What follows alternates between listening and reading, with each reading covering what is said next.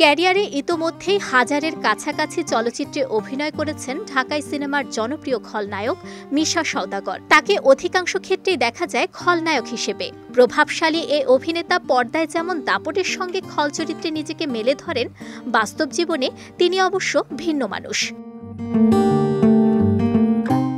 এমনকি ধর্মীয় অনুশাসনেও নিজেকে রাখতে দেখা যায় তাকে। নিয়মিত নামাজ পড়েন, রোজার মাসটাও সিয়াম সাধনার মাধ্যমেই কাটান বলে জানিয়েছেন অভিনেতা। সম্প্রতি অভিনেতা বলেন, আমরা অনেক ভাগ্যবান, আল্লাহ বাঁচিয়ে রাখলে 30টা রোজা রাখব সবাই।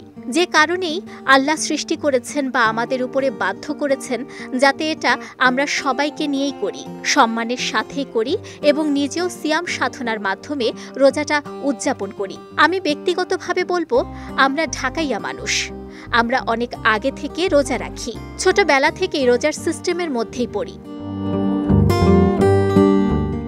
কাজের ব্যস্ততা থাকলেও রোজা ঠিকই রাখেন জানিয়ে অভিনেতা বলেন, যারা যারা কাজ করি, যতই কাজ করি না কেন অবশ্যই রোজা রাখব, অবশ্যই নামাজ পড়ব এবং যাদের সম্ভব তারা সবাই তারাবি পড়ে।